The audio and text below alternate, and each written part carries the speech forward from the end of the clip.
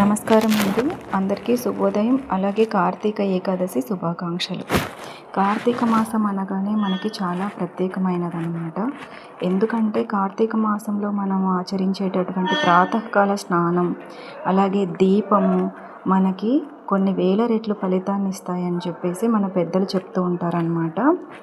అయితే చాలామంది నెల అంతా మేము పూజ చేయలేమండి, నెల అంతా కూడా ఉదయాన్నే లేచి స్నానం ఆచరించలేమండి అనుకునేటటువంటి వాళ్ళు కార్తీక శుద్ధ ఏకాదశి అలాగే కార్తీక శుద్ధ ద్వాదశి నాడు దేవాలయ సందర్శన చేసిన, అలాగే స్నానం ఆచరించి ఉసిరి తులసి చెట్టుకి పూజ చేసిన గొప్ప ఫలితాన్ని పొందుతారంట.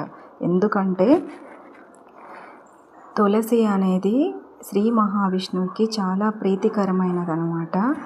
మనం తులసి చెట్టుకు చేసినటువంటి పూజలన్నీ కూడా శ్రీ మహావిష్ణువు పాదాల వద్దకే చేరుతాయంట. అందుకనే మనకి కార్తీక మాసంలో తులసి పూజకి అంత ప్రాముఖ్యత ఉందన్నమాట. అంతేకాకుండా ముక్కోటి దేవతలు కూడా కార్తీక మాసంలో ఉసిరి చెట్టు మీద నివాసం ఉంటారంటండి.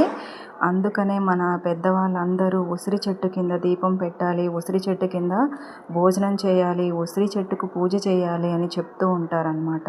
మనం ఈ విధంగా ఉసిరి చెట్టుకు చేసేటటువంటి పూజ వలన ముక్కోటి దేవతల యొక్క కృపని పొందుతామన్నమాట.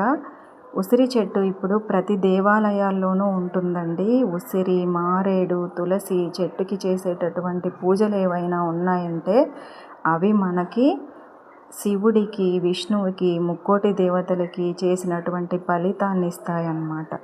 ఎవరైనా ఈరోజు ఏకాదశి రోజున దీపం పెట్టుకోలేదు, మాకు తెలియలేదు అనుకున్న వాళ్ళు ఉంటే ఇదే ఫలితాన్ని ద్వాదశి రోజున కూడా మనం పొందవచ్చును. ఈ ద్వాదశిని చిలుకు ద్వాదశి అంటారు. అంటే దేవతలు అమృతాన్ని చిలకడానికి స్టార్ట్ చేసినటువంటి ద్వాదశి అన్నమాట. రేపు కూడా మీరు తులసి పూజ కానీ, ఉసిరి చెట్టు పూజను కానీ చేసి శ్రీ మహావిష్ణువు అలాగే శివుడి యొక్క కృపకి పాత్రలు అవ్వచ్చు అన్నమాట. శివుడికి ఇష్టమైన పువ్వులు శంకు పువ్వులు అన్నమాట. ఈ శంకు పువ్వులతో పూజ చేయడం వల్ల కూడా మనం గొప్ప ఫలితాన్ని పొందవచ్చని కూడా చెప్తూ ఉంటారు. అయితే ఈ పువ్వులు ఆ పువ్వులు అనేది ఏం ఉండదండి. ఏ పువ్వుతో చేసిన భక్తి అనేది మనకి ముఖ్యమన్నమాట.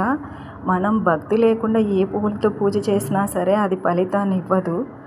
భక్తితో చేసేటటువంటి ఒక ఆకు అయినా, ఒక పువ్వు అయినా, లేదా భక్తి అనేటటువంటి మన మనసుతో చేసే పూజ అయినా మనకి మంచి ఫలితాన్ని ఇస్తుందన్నమాట.